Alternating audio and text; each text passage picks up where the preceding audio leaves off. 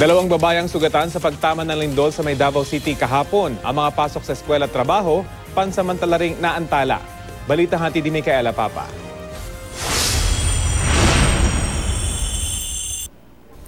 Kuha sa mga CCTV camera na ito ng Public Safety and Security Command Center sa Davao City ang pagyanik sa ilang lugar.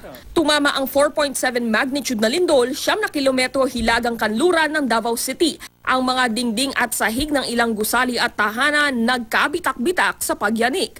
Based sa earthquake bulletin nga giisyu sa PHIVOLCS, intensity 4 ta diri sa Davao City and intensity 1 sa Kidapawan City. I am ready naman ang mga estudyante sa Ateneo de Davao University na nagsibabaan agad mula sa kanilang mga classroom. Napuno ang grounds ng eskwelahan.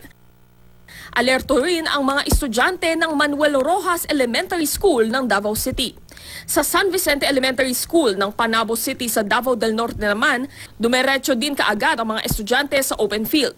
Nagsibabaan din pati ang mga nagtatrabaho sa Department of Agriculture Region 11 at mga nagtatrabaho sa Damosa Topaz Tower.